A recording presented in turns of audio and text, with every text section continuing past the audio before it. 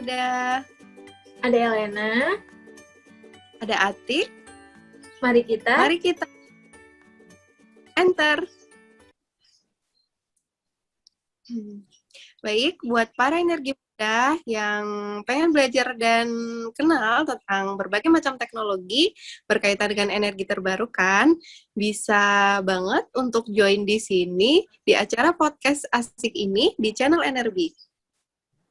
Wah, sebenarnya ini acara apa sih, Mbak? Kan termasuk baru ya acaranya. Mungkin banyak teman-teman yang masih penasaran. Boleh dijelasin nggak sih, Mbak? Sebenarnya acara podcast ini sebagai wadah untuk memperkenalkan para energi muda untuk mengetahui atau belajar tentang teknologi-teknologi yang berkaitan dengan energi terbarukan.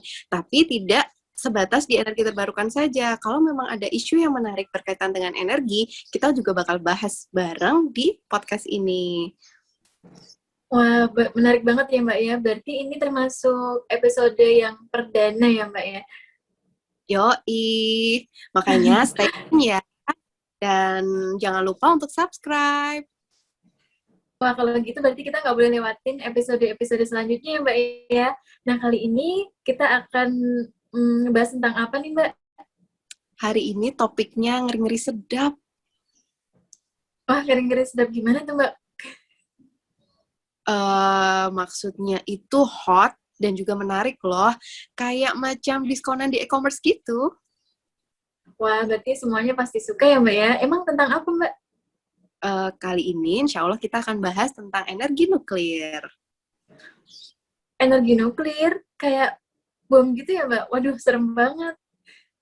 Kok waduh sih? Ya karena kan ngeri aja, Mbak. Kalau misalnya meledak gitu gimana? Nah, justru itu kita bakal tanya-tanya sama narasumbernya yang terpercaya. Oh gitu, biar nggak terkena hoax ya, Mbak ya berarti. Betul, Gih. Sekarang kita undang aja yuk narasumber kita kali ini. Nah, ini dia narasumber kita, yaitu Ibu Fitratun Alia. Halo Ibu Fitratun Alia, apa kabar? Halo, Kak Ati, Kak Elena, alhamdulillah baik. Halo semuanya. Halo. Ya, ini untuk Bu Lia, bisa dipanggil Ibu atau Mbak Lia? Mbak Lia aja ya. Biar lebih akrab. Lebih akrab. Jadi teman-teman, Ibu Lia ini adalah dosen pengajar di Departemen Teknik Nuklir dan Teknologika Universitas Gadjah Mada. Wah, berarti nggak main-main ya, Mbak ya? Benar-benar. Oh iya. Kamu mau tanya apa aja, nanti bakal dijawab sama Ibu Lia berkaitan dengan energi nuklir. Oh iya. Mbak Lia, jadi saya ingin menanyakan nih Mbak, kan nuklir itu kan sebenarnya apa sih? Karena kan banyak banget teman-teman termasuk aku sendiri yang ketika dengar nuklir itu langsung image-nya itu aduh kayak bom gitu loh dan menakutkan banget kayak gitu. Mungkin di sini Mbak Lia punya apa ya, jawaban lain. Ya, oke. Terima kasih Elena. Ya, jadi memang yang selama ini berkembang di masyarakat itu kan terkait dengan istilah nuklir. Yang ada di alam bawah sadar mereka itu nuklir itu bahaya dan berkaitan dengan bom. Ya, karena memang pertama kali orang mengenal kata nuklir itu berasal dari bom nuklir, itu nggak salah ya. Tetapi coba kita lihat lebih detail, kita coba buka ke Kamus Besar Bahasa Indonesia, apa sih kata nuklir itu sendiri. Jadi di sana tertulis bahwa definisi dari kata nuklir itu adalah sesuatu yang berhubungan atau menggunakan inti atau energi ya tenaga atom. Ya, ini yang tertulis di dalam KBBI. Nah, sebenarnya kata nuklir itu berasal dari kata nukleus. Ya, nukleus itu sendiri artinya adalah inti. Ya, kita tahu bahwa suatu semua benda itu memiliki bagian terkecil yang dinamakan atom, dan atom itu memiliki inti. Ya, inti atom nukleus itu sendiri. Nah, sehingga di sini arti dari nuklir itu adalah suatu reaksi sebenarnya. Reaksi dari partikel-partikel yang bertabrakan yang menghasilkan suatu produk yang berbeda dengan partikel awal. dengan melepaskan suatu energi. Ya, sehingga tidak heran bahwa di dalam PLTN itu kita menggunakan energinya untuk menggenerate suatu panas gitu, Elena. Jadi nuklir itu bukan bom atom, tapi bom atom adalah produk yang dihasilkan dari suatu reaksi nuklir. Lebih tepatnya seperti itu. Oh, ya betul banget sih. Emang nuklir tuh di alam bawah sadar saya juga kayak bom gitu. Nah, kalau dari penjelasan Mbak Lia tadi, kalau nuklir itu bukan bom, melainkan bom atom itu adalah produk dari nuklir. Jadi sebenarnya kegunaan dari nuklir itu sendiri apa tuh, Mbak? Ya, jadi kegunaannya itu sangat banyak dan bahkan kita secara tidak sadar itu setiap hari atau bukan setiap hari ya, dalam suatu momen kita bersinggungan dengan manfaat nuklir itu sendiri. Misalnya, kita ke rumah sakit ya, kita sakit gigi misalnya, contoh seperti itu. Wajar dong biasanya air-air ini tuh gigi geram kita itu sakit ya, apalagi yang sudah berusia 20-an atau 30 pasti gigi geram sakit. Kemudian dokter giginya memberikan surat rujukan untuk melakukan foto ronsen gigi ya. Kita menggunakan sinar X untuk menghasilkan suatu citra gigi kita. Nah, penggunaan dari sinar X itu adalah salah satu manfaat atau aplikasi teknologi nuklir di bidang kesehatan. Ya, jadi manfaat teknologi nuklir itu banyak di bidang kesehatan, kemudian di bidang lingkungan, kemudian di pertanian, industri, peternakan, dan juga untuk industri itu sendiri PLTN. Nah, saya akan menjelaskan secara sekilas detail dari masing-masing bidang ini. Pertama yang di bidang kesehatan tadi saya sebutkan bahwa sinar X yang sering kita gunakan, kemudian CT scan, kemudian sekarang lebih canggih lagi adalah LINAC, yaitu treatment untuk pasien kanker. Ya, yang akan berkembang lagi juga proton terapi, itu juga salah satu modalitas tercanggih untuk pasien kanker. Nah, ini juga digunakan untuk memanfaatkan dari radiasi atau interaksi nuklir sendiri untuk membunuh sel-sel kanker yang ada di dalam tubuh manusia. Nah, kemudian aplikasi yang kedua di bidang lingkungan, kita tahu bahwa kita bisa memanfaatkan teknologi nuklir itu untuk men-tracing, untuk mengetahui asal-usul dari sumber air tanah. Ya, misalnya nih, kita ingin tahu air yang muncul di sumur kita itu berasal dari mana sih? Dari ketinggian mana? Dari daerah mana? Sehingga kita bisa melakukan upaya untuk penghijauan, perlindungan daerah tersebut sehingga air tersebut itu bisa sustain, nggak cepat kering. Ini dilakukan juga oleh salah satu beberapa perusahaan air mineral di Indonesia. Mereka melakukan kajian, melakukan penelitian bagaimana mengetahui daerah imbuhan atau daerah resapan air tanah, sehingga bisa melakukan manajemen sumber daya air. Nah, kemudian di bidang pertanian kita tahu bahwa nuklir itu menghasilkan bibit unggul. Ya kan, kita pernah mendengar bahwa Batan menghasilkan bibit padi unggul. Nah, ini yang dinamakan dengan mutasi breeding.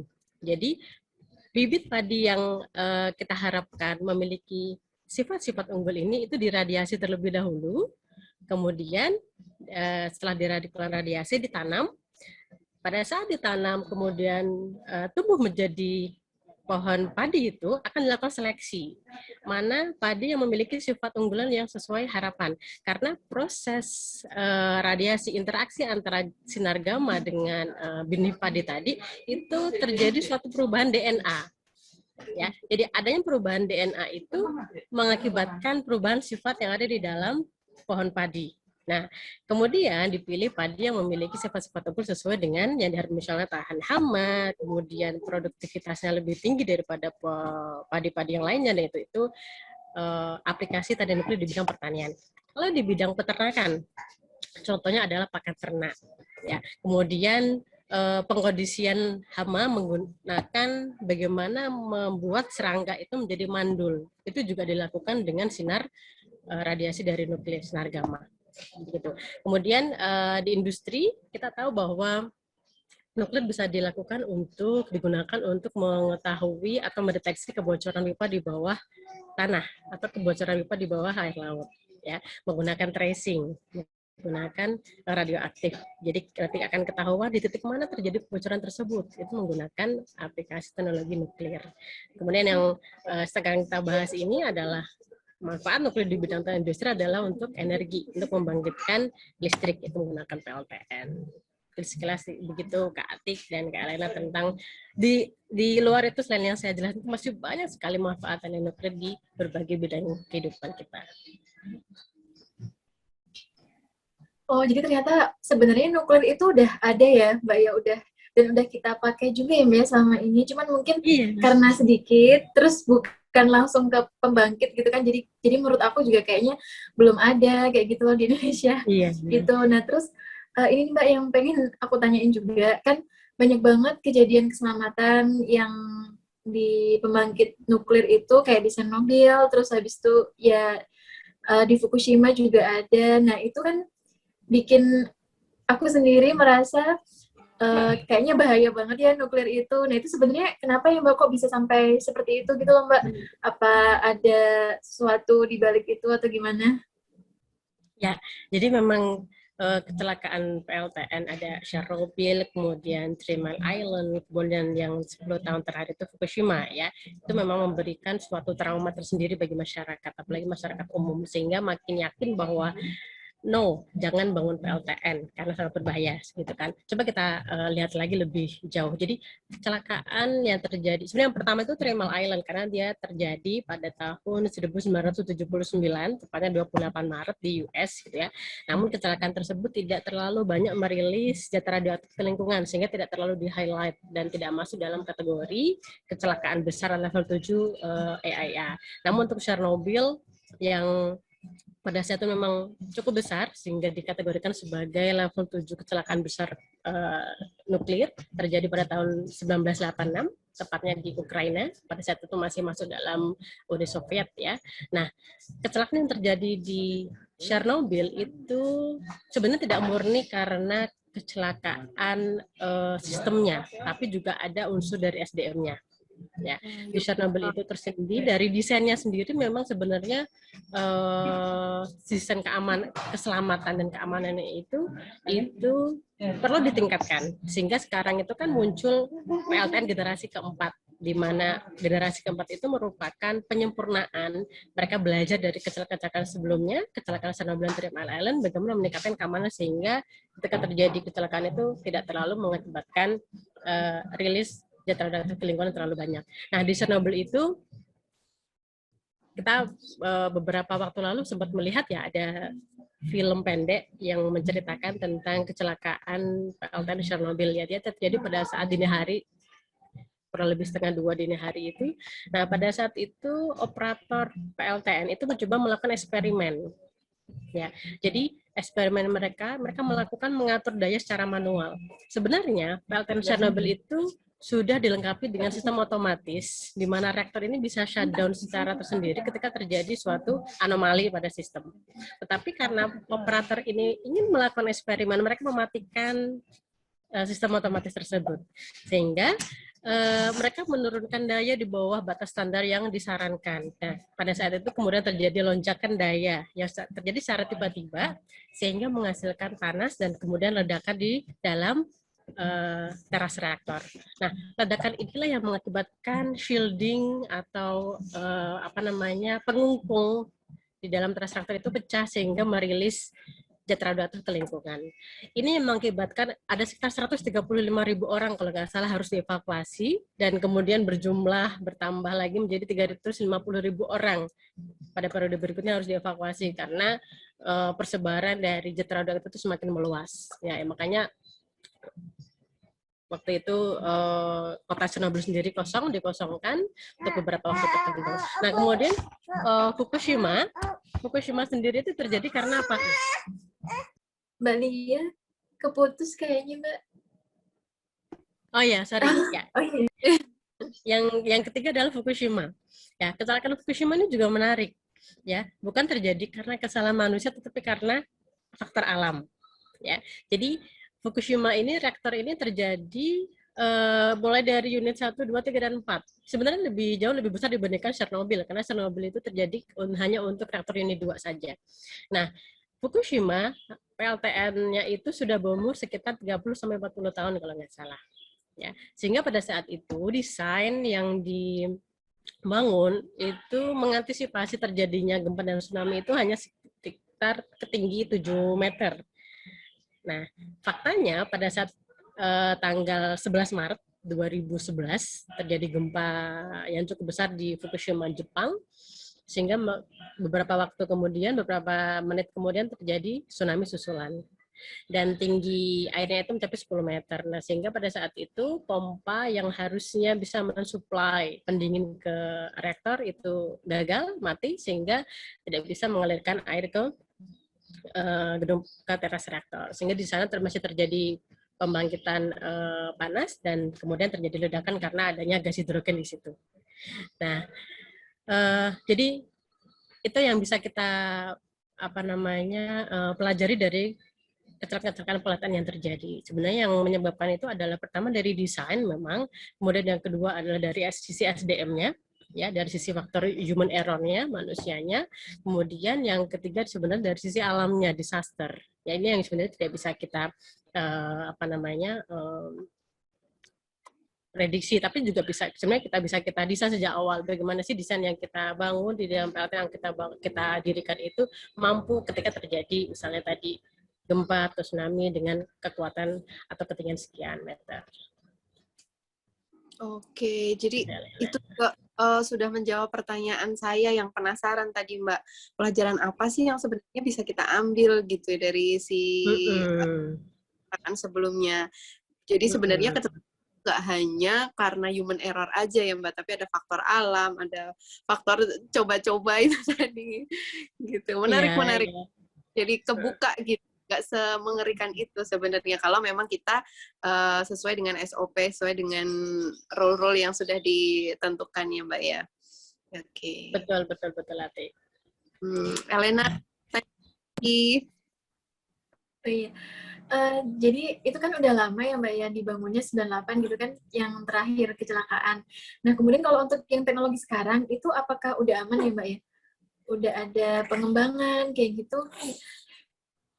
Nah, ini juga pertanyaan yang terus mengalir nih sampai saat ini. Jadi benar, belajar dari kecelakaan sebelumnya, kemudian para peneliti di dunia itu kemudian berpikir, ya, dan kemudian mereka bagaimana menciptakan suatu inovasi teknologi yang baru, yang jauh lebih mumpuni, jauh lebih aman dibandingkan dengan teknologi sebelumnya, sehingga muncul yang namanya reaktor nuklir generasi keempat.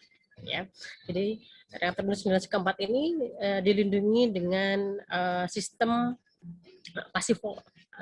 jadi mereka dilindungi dengan sistem keamanan yang jauh lebih handal dibandingkan dengan generasi sebelumnya. Generasi sebelumnya itu yang sudah dibangun di Chernobyl, kemudian di Three Mile Island, kemudian di Fukushima gitu ya. Dan yang generasi keempat ini jauh lebih untuk sistem keamanannya atau keselamatannya, ya, karena keamanan dan keselamatan sebenarnya berbeda kalau kita berbicara di nuklir ya. Aman itu selamat itu safety dan aman itu security ya. Kalau di sini kita berbicara mengenai keselamatan, safety ya. Kalau aman itu aman dari teroris, sabotase, pencurian, itu security ya. Itu yang kedua, karena di dalam 3S itu safety, security, dan safeguard ya. Kalau berbicara mengenai teknologi berarti kita berbicara mengenai safety ya. Jadi dari sisi safety itu jauh lebih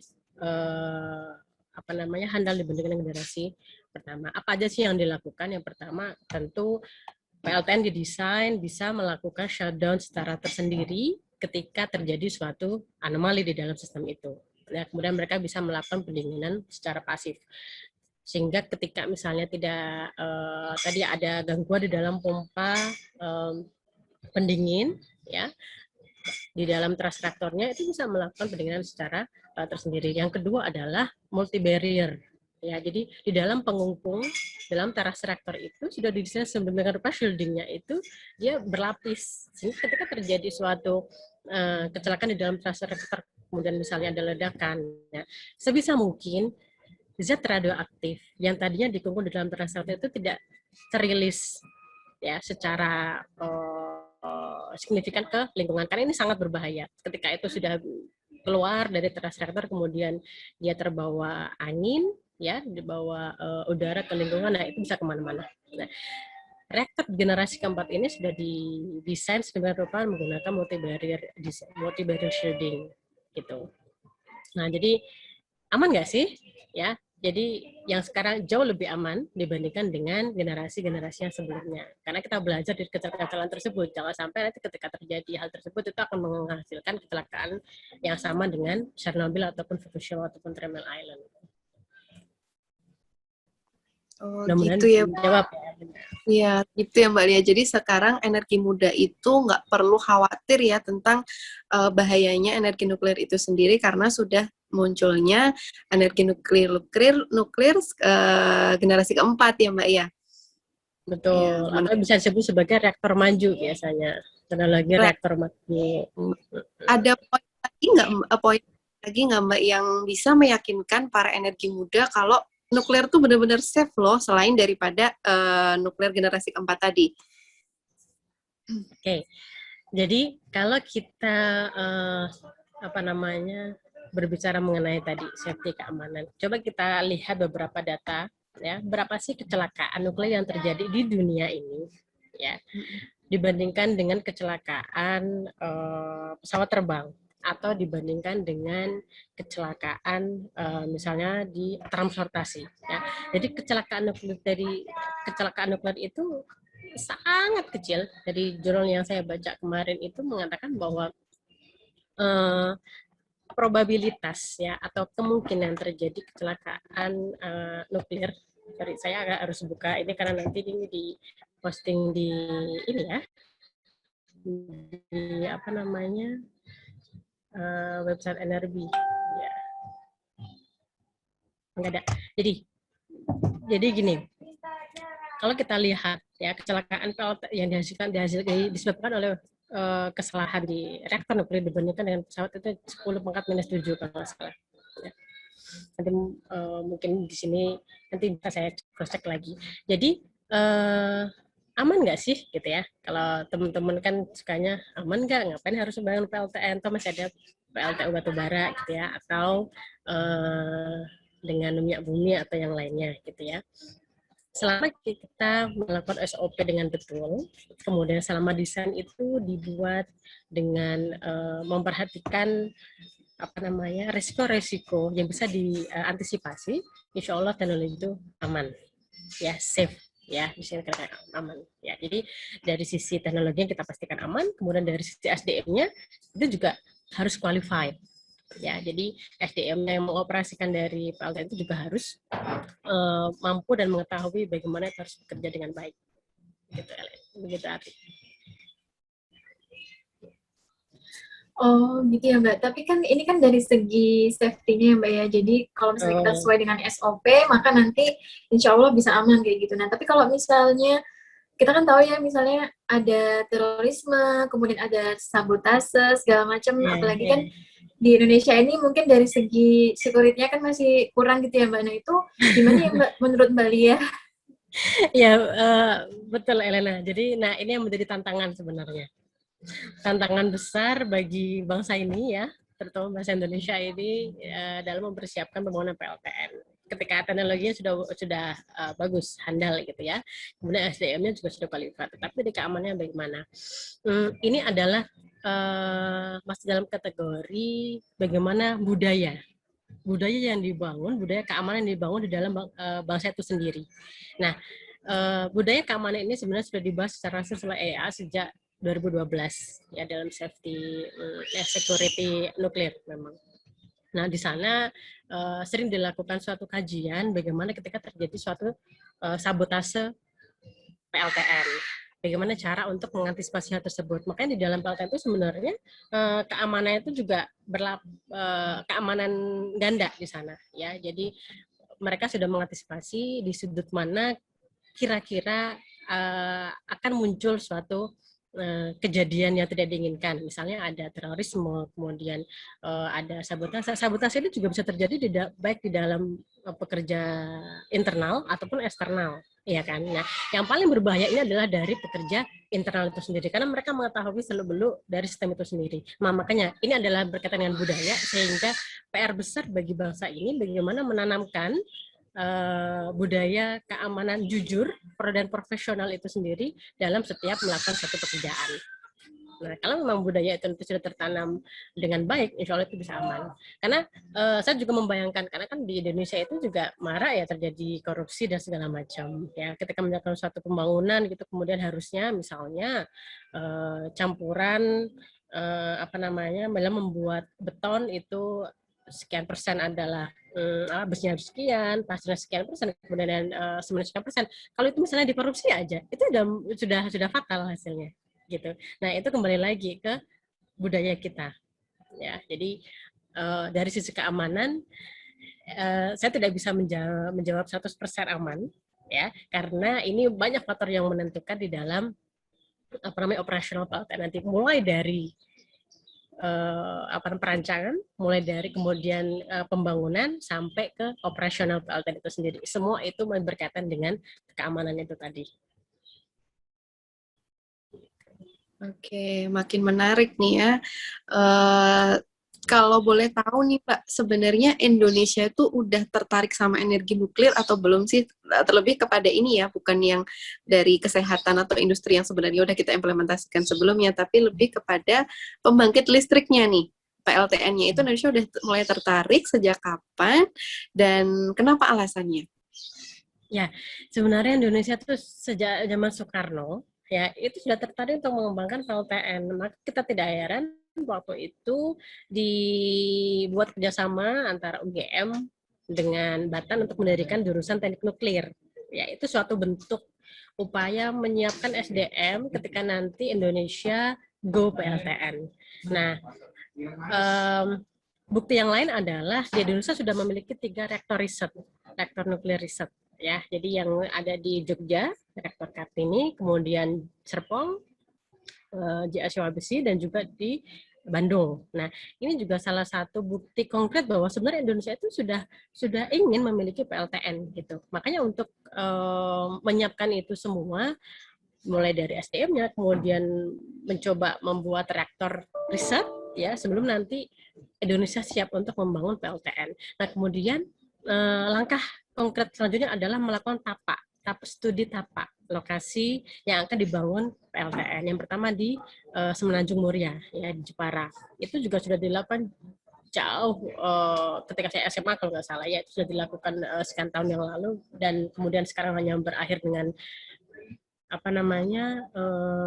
tidak jadi gitu ya, dan pindah lokasi kemudian ke Banten, dan kemudian sekarang lokasi baru di calon ibu kota baru di Kalimantan ya. Studi tahap yang dilakukan ini juga salah satu tahap awal, step yang paling penting untuk menyiapkan pembangunan PLTN di Indonesia. Ya, jadi kalau ditanya sejak kapan, sejak negara Indonesia ini ada, ya, sejak merdeka, sebenarnya itu sudah ada keinginan untuk memiliki PLTN. Nah, namun realisasinya mengapa sampai sekarang belum ada ya Mbak gitu. Nah, itu kembali lagi ya, karena kan untuk membangun satu PLTN itu ada kesepakatan yang menyebabkan banyak stakeholder antara pemerintah, kemudian masyarakat, ya, kemudian dari investor, ya, kemudian dari operator dan segala macam. Nah, itu ketika tidak temui titik oke, kita bangun, ya sampai sekarang nggak akan bangun-bangun.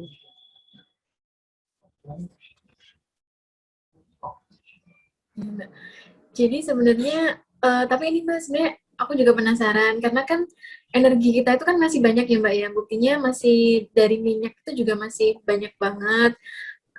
Terus juga, maksudnya itu seberapa urgent kita harus membangun PLTN ini di Indonesia, kayak gitu Mbak? Ya, baik Elena, jadi energi kita memang masih, coba kita lihat lagi, benar nggak sih energi kita itu masih banyak gitu ya. Kita memang memiliki sumber minyak bumi, ya, minyak, kemudian sumber yang lain fosil yang lain adalah batu bara, kemudian gas alam gitu ya.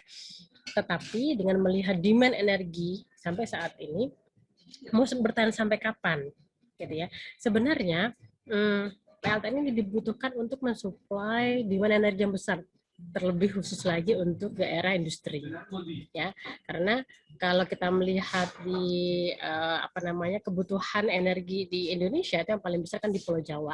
Nah, itu sebenarnya yang paling cocok untuk kita membangun PLTN. Nah, terkait dengan minyak bumi, kita tuh sudah impor minyak bumi ya dari sekian tahun yang lalu, gitu ya. Nah, kemudian untuk batu bara, mau sampai kapan kita menggunakan batu bara? Alam ini sudah rusak karena batu bara. Ya, jadi emisi karbon, emisi CO2 yang dikeluarkan oleh PLTN itu 1/30 dibandingkan dengan PLTU batu bara. Ya, jadi ini jauh lebih bersih dibandingkan dengan PLTU batubara. Ya, jadi urgent enggak? Kalau saya katakan ya, kita perlu segera membangun PLTN karena untuk membangun PLTN itu butuh waktu yang cukup lama, tidak bisa hanya dalam hitungan 1 atau 2 atau 3 tahun. Ya, jadi studi tapaknya dulu, kemudian proses desainnya, kemudian approval oleh pihak yang berwenang regulator Bapeten, kemudian proses bangunannya 7-10 tahun yang kita butuhkan untuk membangun PLTN gitu ya. Jadi kalau kita nggak mulai misalnya dari dalam waktu yang dekat ini, ya jangan sampai nanti kita begitu kehabisan baru kita kelabakan ingin bangun PLTN gitu loh. Jadi kita lakukan perencanaan dengan baik, ini harusnya kan pemerintah ya. Mudah-mudahan nanti ada yang melihat podcast ini. Ya, jadi kita sudah net importir minyak bumi gitu ya, kemudian batu bara juga nanti juga akan habis, dan kalau kita menggunakan terus juga Indonesia alamnya akan semakin rusak gitu karena emisi CO2 yang dihasilkan gitu ya. Bagaimana kita memenuhi kebutuhan base load, kebutuhan dari industri-industri di Indonesia, kita menggunakan PLTN ya. Oke lah, kalau kita menggunakan renewable energy gitu ya, untuk skala perumahan kita bisa mensuplai itu ya. Terlebih di daerah kepulauan gitu ya, kita kalau untuk memenuhi dengan energi PLTN terlalu besar ya. Jadi konteksnya kita letakkan PLTN itu di daerah yang memang demand-nya itu cukup tinggi, daerah industri. Jadi begitu Elena. Waduh, berarti sebenarnya kita udah se-urgent itu ya Mbak ya, butuh energi, apalagi kalau baca-baca di berita itu, kita aja di daerah Kalimantan tuh minta atau beli listrik tuh dari Malaysia gitu kan. Nah, berarti udah harus segera nih sebenarnya Indonesia itu menerapkan yang namanya energi nuklir, terlebih lagi tadi seperti yang Mbak Lia sampaikan, emisi karbonnya itu jauh-jauh lebih sedikit, sepertiga 30 kalau nggak salah tadi ya. Itu lebih bagus gitu. Nah, aku jadi penasaran nih Mbak, negara mana aja sih yang udah menerapkan pembangkit listrik tenaga nuklir di dunia ini, dan seberapa besar kontribusinya terhadap suplai energi baik secara nasional maupun global? Mungkin bisa dijelaskan Mbak? Oke, sorry, ada gangguan. Oke, nah terkait dengan jumlah PLTN yang ada di dunia saat ini, jadi ada sekitar 440 reaktor nuklir yang beroperasi, ya, ada di 32 negara. Nah, dari energi yang dihasilkan dari PLTN ini mensuplai 10%, 10,1% lebih tepatnya dari energi di dunia, ya. Jadi paling banyak di USA itu ada 93 reaktor yang beroperasi sampai Mei 2021. Kemudian disusul dengan Prancis itu ada 56, kemudian Cina 50, Rusia, Jepang, sampai Iran, kemudian Netherlands, Brazil, dan juga Meksiko. Nah, ini adalah negara-negara yang sudah memiliki PLTN yang beroperasi. Nah, kemudian di samping itu juga sebenarnya sudah ada sekian banyak PLTN yang sudah direncanakan, ya, sudah di-plan akan dibangun dalam waktu dekat. Yang paling banyak itu di Cina. Cina aja sampai sekarang itu memplanning akan membangun 17 reaktor nuklir. Kemudian India 6 reaktor nuklir, cukup banyak ya, sehingga nanti jumlah di Cina akan bertambah, yang dari tadinya 50 jadi sekitar 67 reaktor nuklir yang beroperasi. Jadi 10,1% energi yang disumbangkan oleh PLTN terhadap total dari energi di seluruh dunia. Oh, ternyata udah banyak ya Mbak ya negara yang sudah menerapkan itu. Nah, tapi kenapa ya Mbak kok negara lain tuh udah bisa, sementara negara kita tuh belum bisa? Kemudian apakah ada tantangan-tantangan lain kayak gitu loh Mbak? Sepertinya kan udah lama banget dikembangkan, tapi sampai sekarang masih seperti jalan di tempat gitu loh Mbak, kalau aku lihat. Ya, kembali lagi, mengapa kita nggak bisa, gitu ya, mengapa sampai sekarang kita juga masih jalan di tempat terkait dengan keputusan pembangunan PLTN ini, gitu ya. Karena sebenarnya PLTN itu adalah rencana yang sangat besar, sehingga harusnya itu masuk dalam, kalau zaman dulu itu kan ada namanya rencana pembangunan jangka panjang, gitu ya. Kalau saya bisa mengatakan, jadi itu masuk dalam rencana jangka panjang, karena ketika misalnya periode pemerintahan ini merencanakan akan membangun PLTN, kemudian periode pemerintahan berikutnya itu tidak setuju, maka nggak akan jadi, gitu kan. Karena kan tadi pembangunan persiapan bangunan PLTN itu tidak butuh waktu yang antara 7 sampai 10 tahun, bahkan lebih, gitu ya, bahkan 2 atau lebih periode kepemimpinan. Jadi persiapan pembangunan PLTN itu selain melibatkan banyak stakeholder, itu juga harus benar-benar dicantumkan dalam rencana pembangunan jangka panjang. Nah, sayangnya di negara kita tuh sekarang tuh udah nggak ada rencana pembangunan jangka panjang. Itu kalau nggak salah ternyata kan zamannya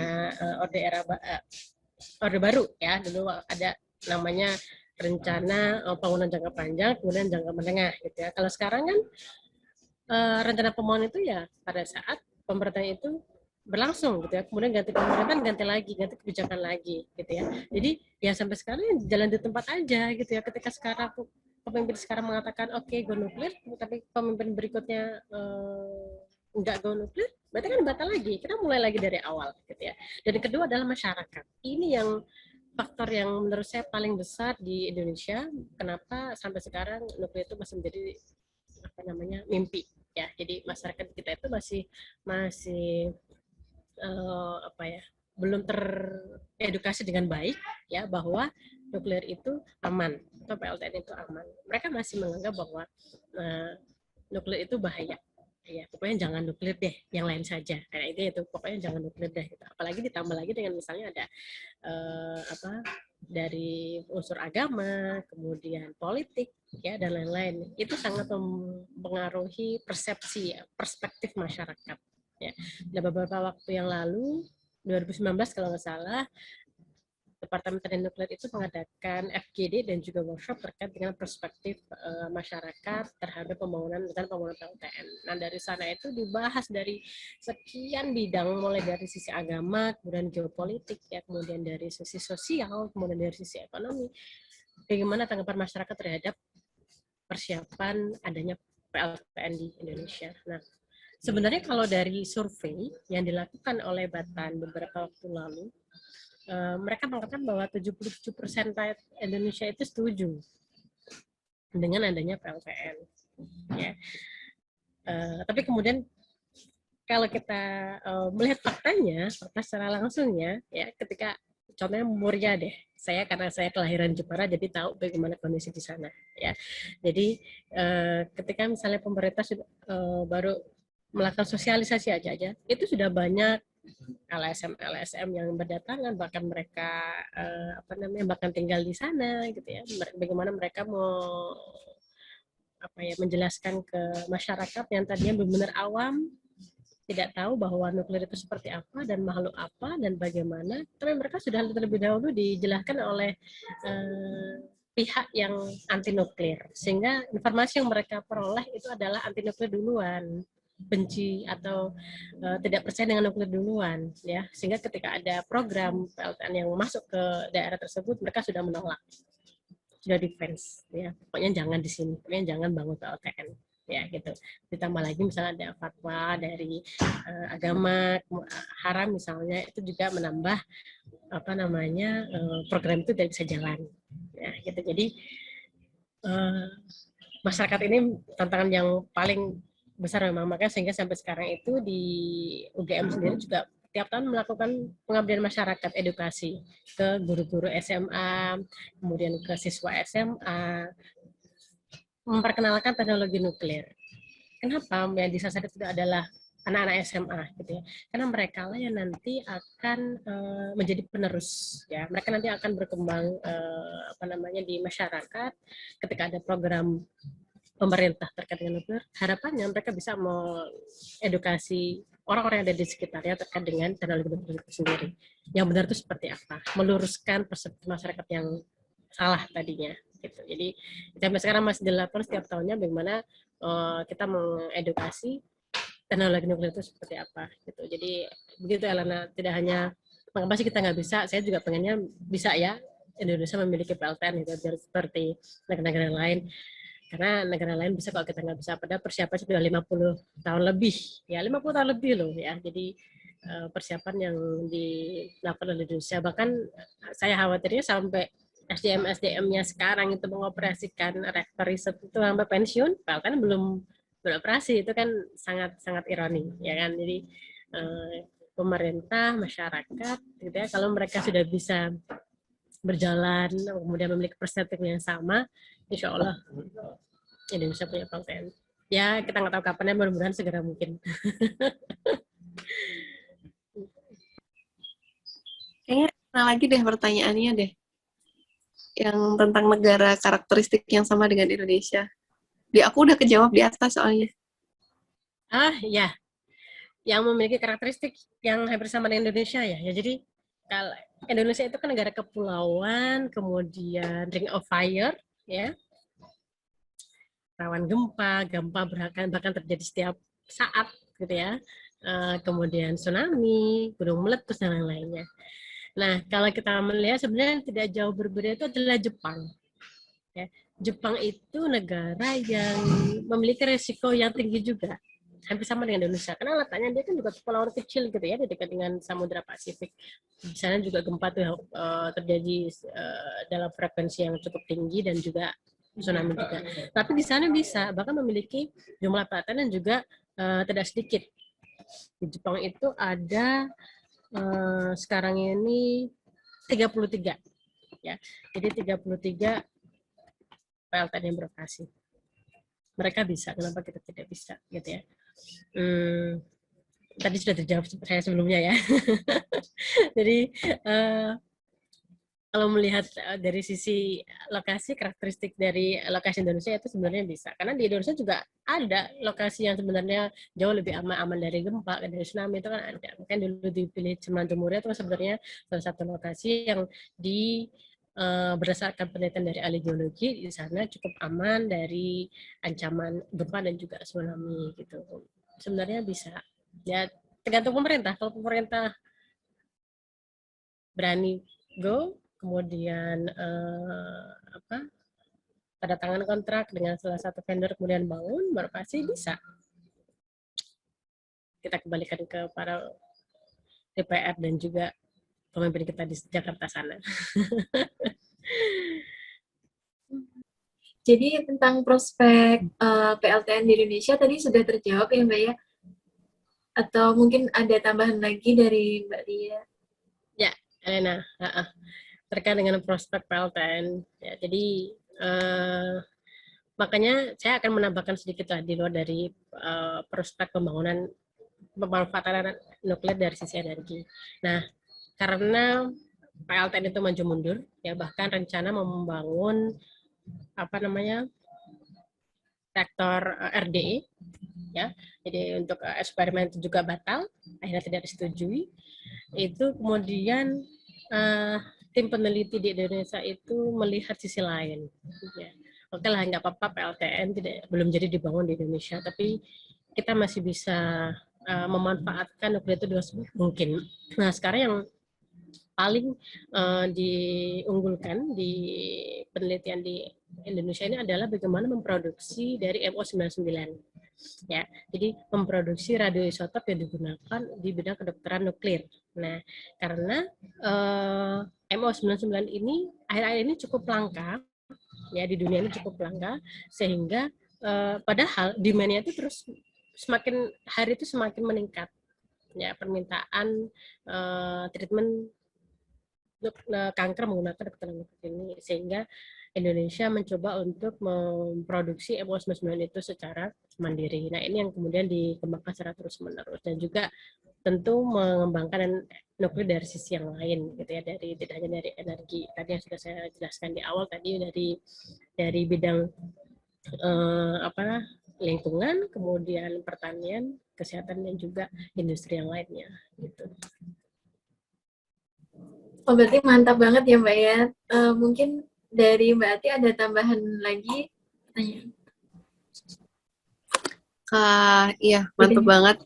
Menurut aku sudah lumayan tercerahkan sih. Jadi nggak lagi berpikir bahwa nuklir itu sesuatu hal yang mengerikan gitu. Tapi ternyata nuklir itu bersahabat dengan kita kalau kita bisa mengaplikasikan dengan SOP-SOP yang telah disediakan, dan bahkan SDM-nya pun sebenarnya sudah mumpuni gitu ya Mbak ya di negara kita ya. Tinggal pemerintah nih gimana nih, mau kapan nih gitu. Karena energi kita di Indonesia ini sudah sangat membutuhkan, kalau misalkan batu bara maupun minyak bumi sudah habis gitu ya. Sekarang sih udah dapat pencerahan. Gimana Elena, dapat pencerahan nggak yang waduh-waduh tadi? Iya Mbak, makasih banyak udah dapat pencerahan sih. Jadi ternyata nuklir itu sebenarnya nggak seserem itu kalau misalnya ya kita sesuai dengan SOP, karena memang ya kalau pembangkit-pembangkit lain kalau misalnya nggak sesuai SOP juga pasti akan terjadi sesuatu yang nggak diinginkan juga kan ya Mbak ya. Jadi sebenarnya sama aja, cuman karena emang masih baru jadi ya wajar kalau kita masih takut. Makasih banyak Mbak Lia. Sama-sama, Ya, mudah-mudahan informasi ini bisa tersampaikan dengan baik ya, khususnya generasi muda yang nanti akan menjadi pengambil kebijakan maupun eksekutor di gua atau tidak di Indonesia. bener banget. Dan kalau lihat paparan dari Mbak Lia yang Cina udah punya sekian puluh, Jepang punya 33, India akan ada nambah gitu tuh. Jadi kayak kita ketinggalan banget gitu. Masa kita nggak belajar dari mereka gitu. Dan dari sekian banyak reaktor yang udah ada di dunia ini, kecelakaan-kecelakaannya cuma sedikit kok, dan itu pun tidak melulu karena terjadi human error atau disaster gitu, tapi ya bisa lah diatasi dengan SOP-SOP yang ada gitu ya. Oke, thank you banget Mbak Lia atas penjelasannya, sangat bermanfaat. Mudah-mudahan nonton ya podcast ini, terutama dari pemerintah ya, biar go go go nuklir gitu. Iya, Sama-sama. terima kasih banyak. Terima kasih banyak Mbak Lia. Nah teman-teman, jadi ini kita alhamdulillah udah dapat pencerahan ya dari Mbak Lia. Nah, untuk teman-teman, nanti akan ada lagi podcast-podcast selanjutnya dari NRB. Jadi jangan lupa untuk subscribe, like, dan juga komen ya teman-teman.